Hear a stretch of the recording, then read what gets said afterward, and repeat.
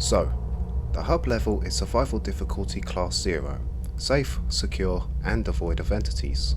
It's a huge underground tunnel complex. It reminds me of Darfur Tunnel. All along the walls of the complex are doors all leading to different levels of the backrooms. All of them. Really? I don't know. The tunnel seems endless in both directions and there's a slight breeze.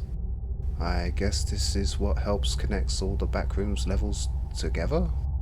All the doors have numbers on them, and yep, there's levels 4, 3, 2, 1, 0, and -0? What? -1? -2? What is this? The numbers go into the negatives? I wonder what these levels are like. I won't find out because trying the doors is a no dice, since you clearly need the key. Not bad. I get the sense this level can become very useful. I remember my key to level 188, but that's a far walk away and I only want to get to level 11 right now, so I won't even bother taking a cheeky peek at what that level's like.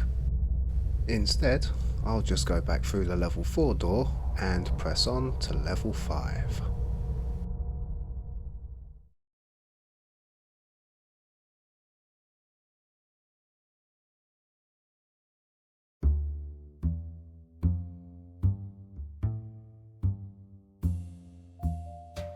I step out of the elevator into a very pleasant room, pleasant enough to put me on edge right away. Level 5 is survival difficulty class 2, unsafe, secure with a low entity count, not too shabby, and it's an infinite hotel. Red shaggy carpet, pleasant red wallpaper, decorative furnishings and even soft jazz music playing? Where's it coming from? I enter the reception area. I look upon a counter and I see a small cat sat there on the counter cleaning itself. Ah, that's cute, but I dare not approach lest it turn into a Lovecraftian horror and bites my head clean off.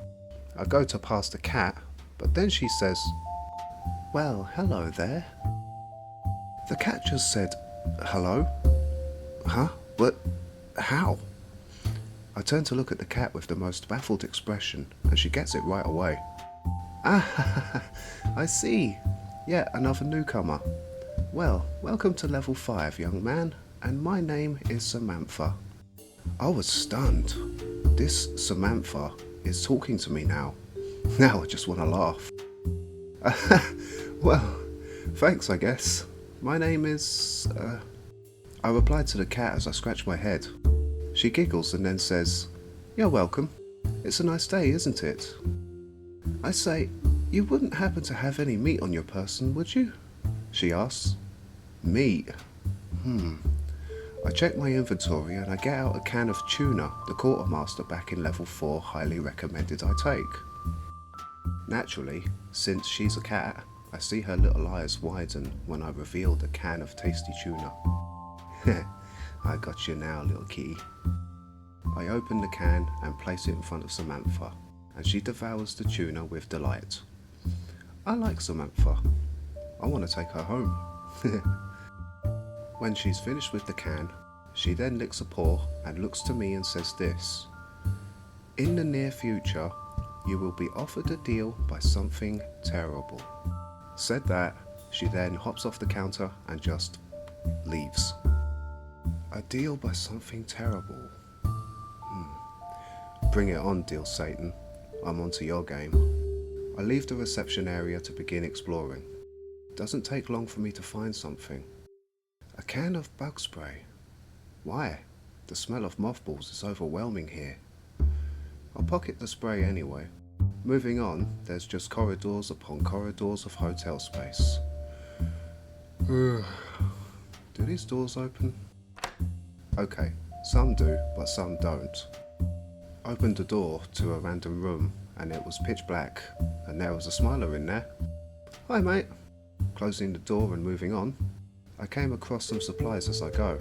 Food, more almond water, and even a random level key just slotted in one of the hotel room doors. The key to level 5. Sweet. Now I have access to level 5 from the hub whenever I want. Adding that to the keychain, I move on.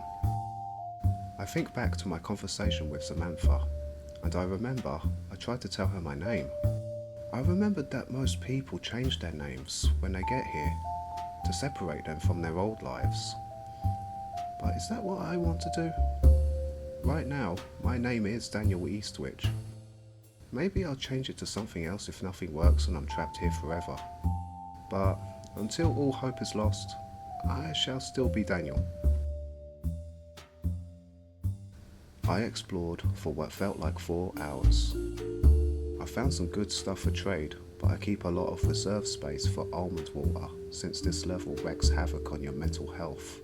I think I see something on the end of the corridors, and I take a sip of water to help, and not 20 minutes later, I need another sip.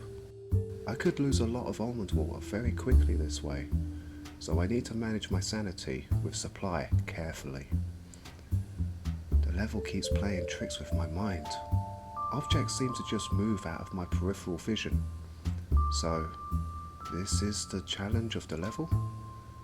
Trying a room for some more almond water, I was not ready for this. A female death moth was in this room. It saw me and flew for me, but I slammed the door shut quick. I learned from last time. I can hear it bashing away at the door, and I think it could get through, so let's leave, quickly. Phew, I felt my heart just then. These doors are no joke. There's an entity behind at least 1 out of 10 of them. The entity behind doors jump scares are getting old. Glad I bought that bug spray. Clouds of male death moths can be found nearly everywhere. Death moth would make an awesome metal band name. They come in male and female forms. The males are easy peasy. Spritz with bug spray, or just walk around them, or squish them. They are just moth-sized. Females, on the other hand, are evil queens. As big as you are and strong enough to bash your brains in. They can also shoot acid at you. No, spank you. Backrooms, you need to chill. Oh, I need to calm down. This level hurts my brain. I know I need to find a boiler room looking area, but I'm so unsure as to where to find it. The layout of the level makes no topical sense. I hover along the hallway to see something. A blue shape. I walk towards it, and sitting on the light feature was a blue hyacinth macaw parrot. Oh my god, what a gorgeous bird friend. But wait, is it an entity? Is it going to talk to me too? I'm put even more on edge than I already am. The parrot just sits and prunes its feathers, keeping a good eye on me. I can feel its gaze. It's like the bird is trying to get into my mind. I've had enough. I'll go the other way. Ah! At last! A bottle of almond water in a chill room. Phew! I downed that full bottle there and then. I needed that. How long has it been since I arrived? Bah! I'm just going to keep guesstimating. Some more tedious walking later, I come across something interesting.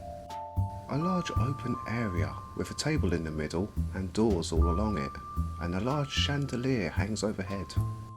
What's this? Some sort of ballroom? If I had a lady present, I would have asked my fair lady to a romantic dance, but alas, 'twas not meant to be. Instead of a fair lady though, I do end up getting the exact opposite. I turn and am warmly greeted by a fellow in a suit, only this fellow was very, very off. His head is an octopus. Its many arms writhe and wriggle on their own accord, and his hands are squid tentacles. Yeah! I have never shat my pants harder than this day. Fucking Squidworth here says, "Hello to you, good sir. My, what a pleasant day it is. Tell me, what do you think of my grand hotel? And do be honest." I reluctantly replied, It's really something great. I've never been inside anything this fancy." The squid man said, "Indeed it is. I make it my personal mission to make sure this fine establishment is all spick and span. Ah, but there is oh so much more that could be done.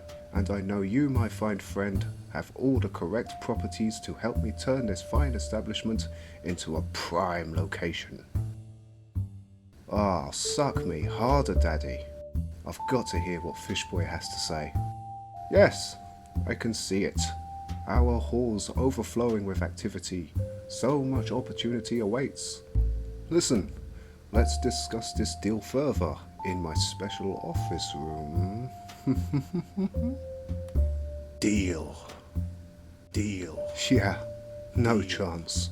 I told the crustacean to shove it, and he didn't like that answer. Oh, well, that is unfortunate. However, I would have to highly encourage you to come join me. If you don't, then I'm afraid I can't let you leave. He said that rather menacingly. Nothing else needs to be said here. I turn around and do my thing. Run like fuck.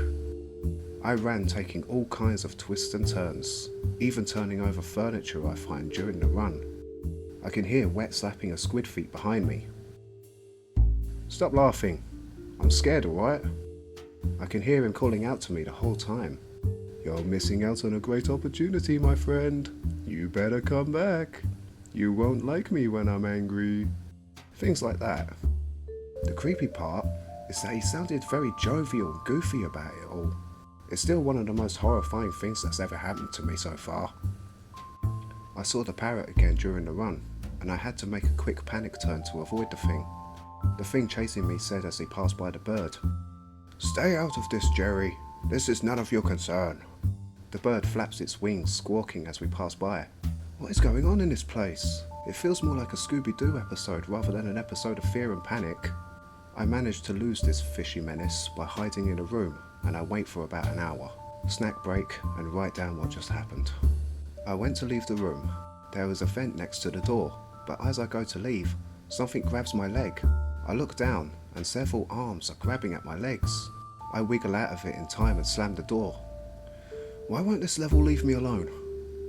I think I saw that fucking squid thing again. Too exposed here. I need to run again. Need to find a way out of here. A way out now. Something about notes and, I'll come back to this. Alright, I'm safe now. Sorry about all of that. I found a boiler room area, vastly different from where I was. I'm currently at the end of this maid, and I stocked and used a lot of almond water since then. This place is boiling hot, and the air is muggy. This place is great for almond water because it literally flows through the pipes that litter the walls. I finally feel my mind coming back together. Old machinery can be seen just lying around. This place is a lot more dangerous than the first though. I saw a lot of death moths and a clump and 2 skin stealers. I evaded them all without detection, but I did nearly walk into a death moth nest and I do not want to see a sight like that again. Anyway, time to leave this safe spot now and look for a way out. By the way, I looked up the blue parrot in the survival guide, and I am so glad now I decided not to cross its path. Turns out his name is Jerry, and is a very, very powerful entity in his own right. If I see him again, it would be wise to tame him by giving him almond water or sunflower seeds, so that I don't end up indoctrinated into his cult against my will. Also, the Octo Gentleman, who is aptly named the Beast of Level 5. Turns out, the thing from the Black Lagoon likes to do this sort of thing to everyone that enters, and has a natural sense as to where you are on the level at any given point. Wait, then that means he could have come into the room I was hiding in and had me cornered.